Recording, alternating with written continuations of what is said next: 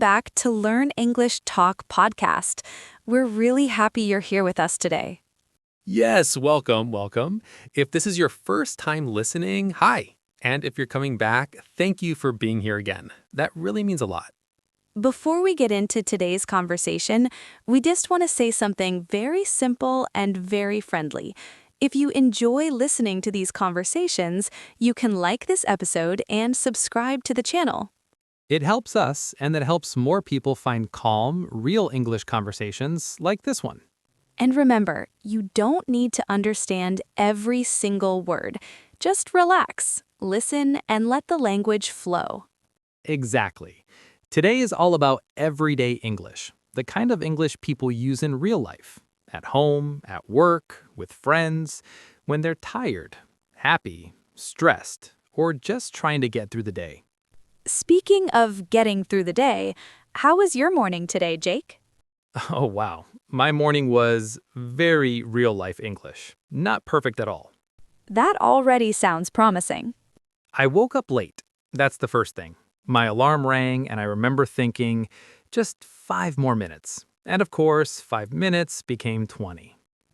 That happens to everyone, every language, every country. Exactly. And then I rushed to the kitchen trying to make coffee, and I realized I was out of milk. Oh no, that's such a small thing, but it can completely change your mood. Yes, I literally said out loud, great, just great. And I laughed at myself after that. That's such a natural expression. Great, just great. People say that all the time when something goes wrong, but in a funny way. Right.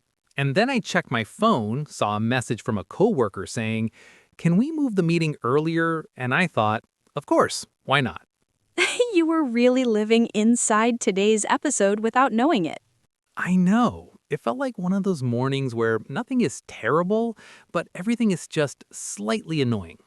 I totally understand that feeling. I had a similar morning yesterday. I woke up feeling okay, not amazing, not bad, just okay.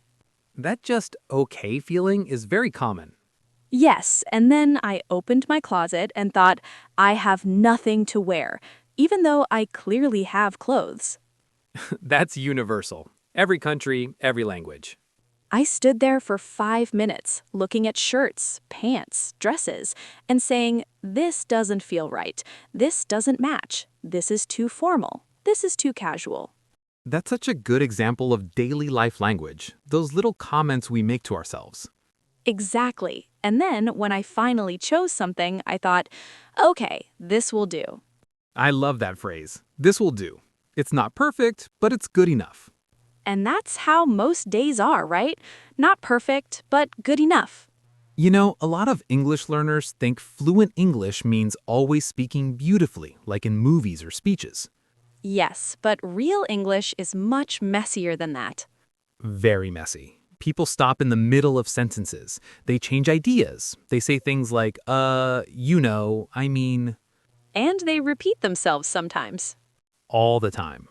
I think one of the most important parts of daily English is talking about work, because so many people spend a big part of their day working. Absolutely. And work conversations are usually very simple, but very frequent. For example, yesterday I talked to a friend who said, work has been crazy lately. That's such a common phrase.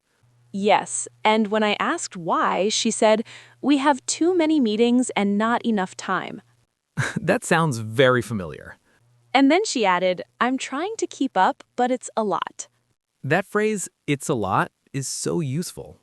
It really is. You can use it for work, emotions, life, anything. I remember once I had a coworker who would always say, let's circle back to this later. Oh yes, that's a very work English phrase. At first, I didn't really understand what it meant, but I realized it's just a polite way to say, let's talk about this another time. Or sometimes, let's not talk about this now. Exactly. And work is also a place where people talk about stress a lot. Yes, people say things like, I'm feeling a bit overwhelmed. Or I have a lot on my plate right now. That one is very visual. It is. You imagine a plate full of food.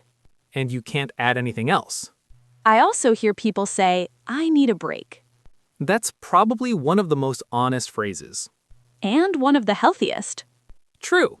You know, English learners sometimes ask, how do I talk about my feelings in English? And the answer is usually keep it simple. Yes, you don't need big dramatic words. You can say, I'm tired, I'm stressed, I'm excited, I'm nervous. Or, I'm not sure how I feel. That one is very real. Very real. I say that a lot. Me too, especially when someone asks, how's everything going?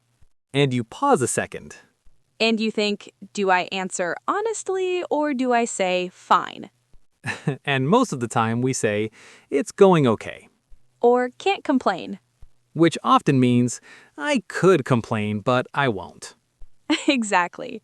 Another big part of daily English is talking about relationships. Friends, family, coworkers, partners. Yes, and those conversations are usually very emotional, but still simple. I remember a friend once told me, we're going through a rough patch.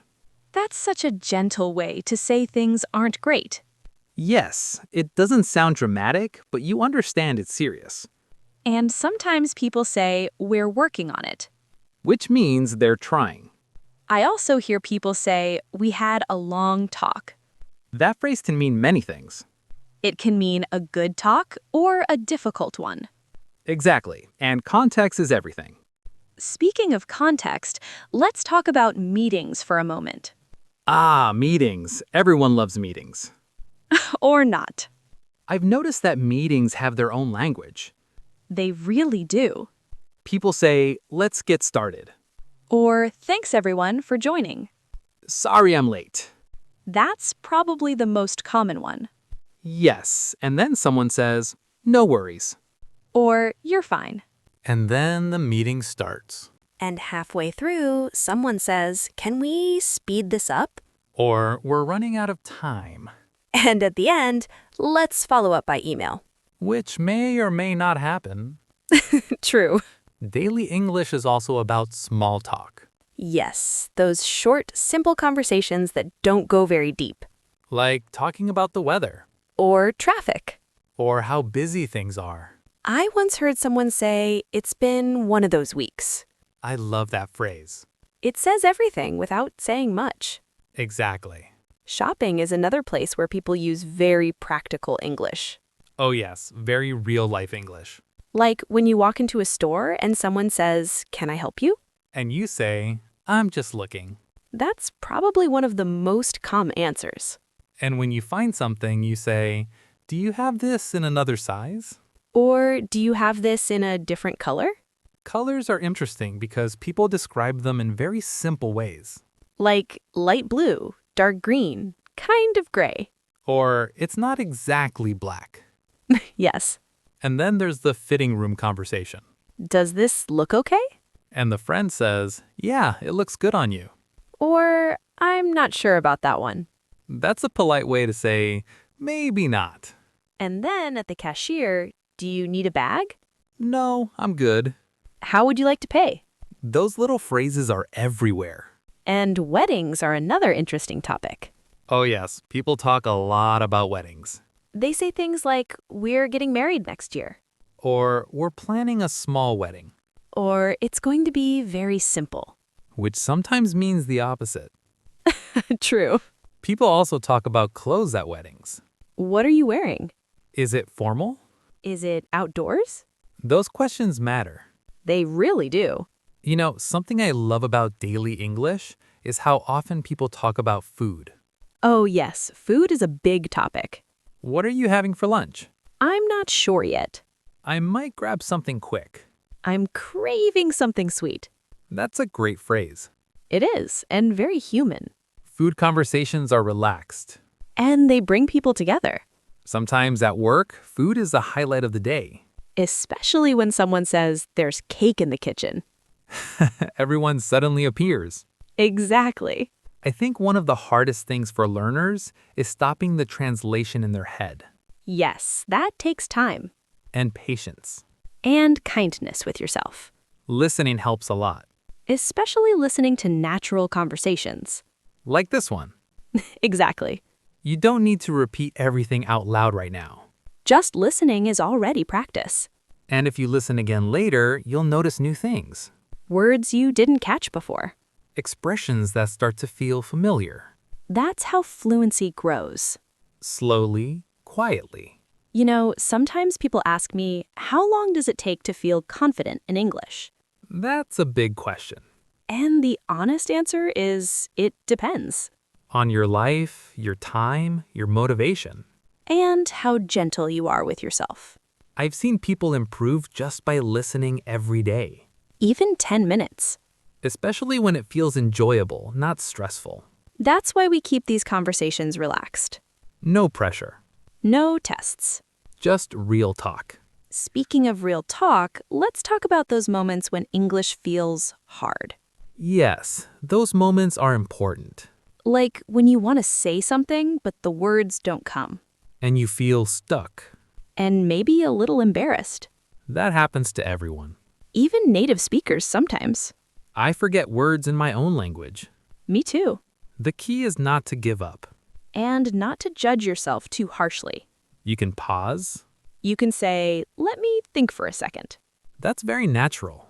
People do that all the time. Daily English is full of pauses. And restarts. And small mistakes. Which is perfectly okay. I think confidence grows when you realize you don't need to be perfect. Just understandable. And present. Exactly. As we're getting closer to the end of today's conversation, I just want to say something to our listeners. Me too. If you're listening to this and thinking, my English isn't good enough, I want you to pause for a moment. Take a breath. You're here. You're listening. You're learning. And that already matters a lot. English is not about being perfect. It's about connecting. About understanding and being understood. Little by little. Day by day. If you can, listen to this episode again another time. Maybe while walking. Or cooking. Or relaxing before sleep. Repetition helps more than you think. And consistency is more powerful than speed. We're really proud of you for showing up. Truly. Keep going. Keep listening. And remember, Fluency is built in everyday moments. in small phrases, In real conversations. just like this one. Thank you for spending this time with us. We'll see you next time. Take care. Bye for now. Bye.